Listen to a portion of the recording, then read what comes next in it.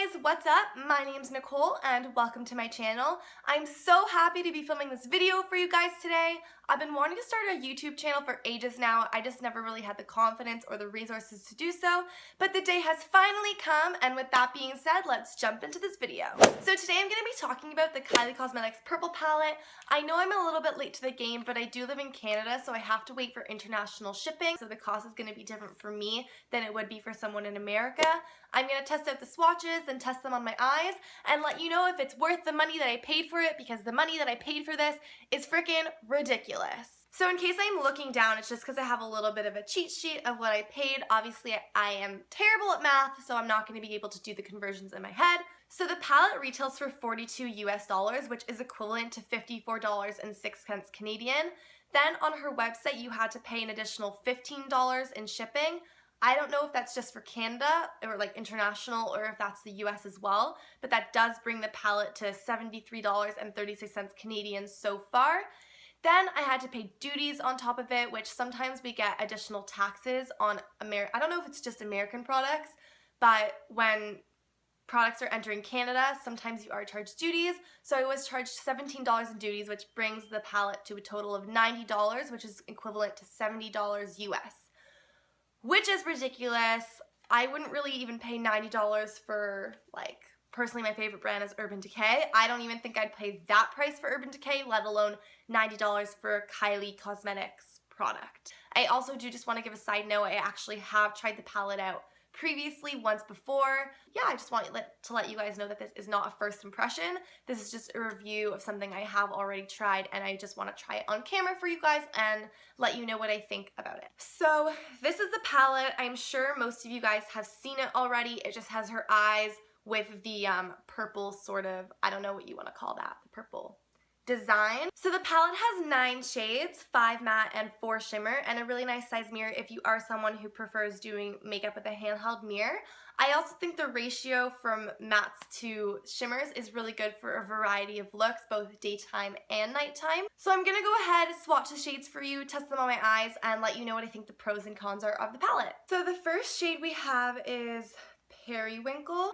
It's kind of like this pinky, shimmery color. To be honest, it looks like it would show up a little bit more opaque than it does on the arm, but regardless, I actually think this is a really nice color, and I have used it on my eyes, and I did really like the way that it turned out. So the next shade is Trophy. When you feel it, it kind of feels a little bit rougher than you would think it looks in the pan. It also looks like it would show up a little bit more opaque than it does. To be honest, I would say this is my least favorite shadow in the palette. It's kind of a little bit chunky, the color payoff isn't really there, and I think that I have like shades very similar to this in other palettes that I own that perform definitely a lot better than this guy does. The next shadow is Stone, which I would say is one of my favorite in the palette. I think it's a really unique sort of brown grayish tone with really nice purple undertones. Something like this is great in the transition, like as a transition shade, all over the lid, just for like a really nice effortless look, to deepen out the crease, to deepen out the edges. I think this is like my first or second favorite in the whole palette. So the next shade is Lilac, which is as the name describes, it is just a lilac shade. It's just very, very light, but to be honest, I actually do love the shade. These types of colors are really difficult to formulate. They can come out super chalky, super patchy, so I think the payoff for the color is really, really good. So the next shade I'm going to swatch for you is Wine and Dine, which is this really nice matte deep purple. I would say this is probably the most pigmented in all of the palette, but it also is the shade with the most fallout. It is pretty easy to blend out if you go in with a really light hand and tap off a lot of the excess. I think if you were to go in straight, you would have so much fallout, it would blend as a mess. So the next shade is Turning Violet. I would say this one was the hardest one to blend out. When I was putting it on my eyes, it was a little bit patchy, but honestly, I am in love with the color. It is a really nice true purple color, not too dark, not too light, and this is something I'd probably use all over the lid, blend it out really nice into the crease, use it on the edges just to make it look a little bit deep but not too deep. So I do really love this color, however it does need a little bit of work when blending out. So the next shade is Amethyst, which I would say is my probably my favorite in the palette. It doesn't swatch at all how it looks in the pan. It kind of, when it swatches, I don't know if you could see, but it has a really nice like halo type effect. It's kind of highlighted on the out, like you really can't see it, but it kind of has a nice hue on the outside, and then it's like more deep in the middle. This is nice for like a really an all over shimmer shade. I do really love this. I would say between this and Stone are my favorite in the palette. So the next shade is Purple Smoke, which is a shimmer. Same with Amethyst. It doesn't really swatch the same as what it looks like in the palette. It definitely swatches a lot more purple, and in the palette it looks a little bit more bronzy red. But with that being said, I do love the shade. Obviously, I prefer Amethyst just because it is lighter and suits my skin tone better, but I still will be reaching for this to maybe deep up the edges. It is a beautiful shade and it does swatch really nice, but again, it doesn't look the same as it does in the pan. So the last shade is this charcoaly grayish shade called Blueberry, and it definitely is not really blue. As I said, it's very charcoaly gray. There are no really blue undertones, no purple undertones. Personally, these aren't the types of shades I like reach for. I don't really like blacks and grays. I prefer purples and like maybe very, very light grays, or very, very like kind of like mimics a shadow almost. These are just way too dark for me. They just look very harsh on my eyes. So this is the only shade I have not tested on my eye. It is really buttery. It doesn't have that much fallout. I do think it would blend really nice. However, as I said, this isn't just something that I would personally reach for. Here are all the shadows. Now I'm going to test them on my eyes so you can see how they blend on camera. I do already just have a base down, my eyebrows filled in. I'm using the Urban Decay Primer Potion in Original, and then I just set it with like a skin tone type color. That is my favorite way of priming. I do have pretty oily lids, so I find that that is definitely what holds them into place the best and stops the colors from like falling off of me. There is a mirror just right in front of me, so if I'm not looking at the camera, it's just because I'm looking at the mirror just to get a better idea of the shades. So the first shade I'm going to go in with is Lilac. They do have fallout, don't get me wrong, but I would say they're not as dusty as the Modern Renaissance. So I'm just taking that into the crease with like a fluffy type brush. I'll tell you what this brush is just in a minute. This is the Just Blending In brush by Lab. This I got in like an Ipsy Glam bag, not something I ordered myself. I'm then going in with the Anastasia brush from the Modern Renaissance palette. I do love this, and I love double-ended brushes. And I'm still going in with Lilac. This is just a little bit denser than that Lab brush. So this is just gonna more densely apply the product to where I want it. I'm then just going in with this MAC 221 brush. I love this brush. Before I bought it, I was like, do I need it? Do I need it? Girl, you need this. You literally need this. I'm telling you, this is amazing. It will really just put the product exactly where you want it, but it won't leave you any harsh lines. It will blend it out really nicely. I am going in with Stone. I'm really just keeping it to like the outer edge, rounding out my eye shape a little bit. And I am using a very light hand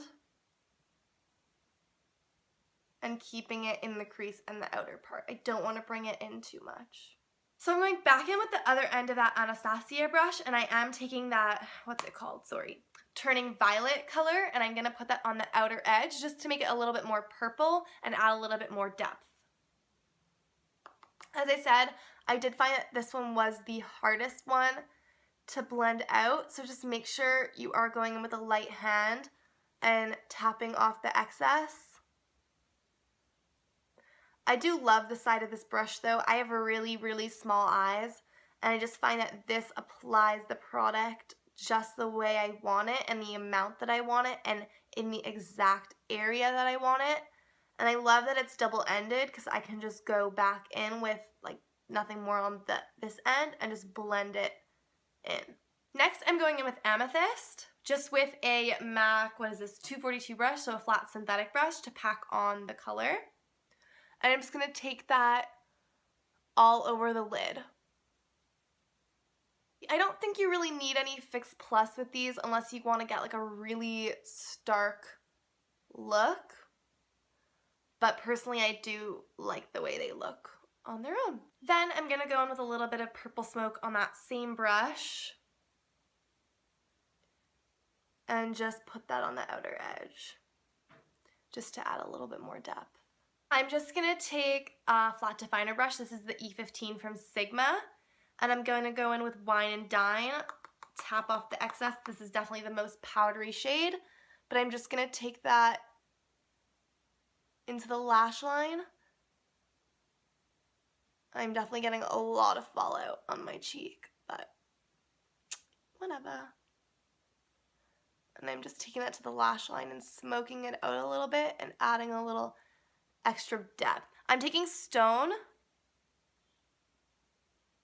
and I'm just running that on the bottom lash line. I love going in with like gray type tones on the bottom lash line just because I feel they add like the natural look of a shadow. I'm then just going to take a little bit of Trophy and just bring it in the center here to add a little bit extra. Lastly, I'm going in with Periwinkle just on a pencil brush. This is like the thing has totally come off, but I know this is Crown brushes. I don't know which brush this is. Again, I got this in Ipsy and I love it. Literally use this every day. And first I'm going to highlight the brow bone, my literally non-existent brow bone. Don't even know if this will show up.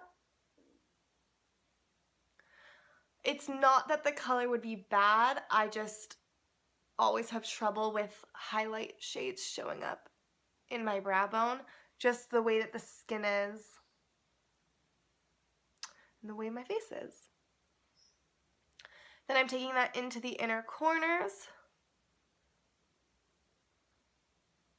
And then I'm just taking that a little bit and putting it in the center of my lid for that extra pop.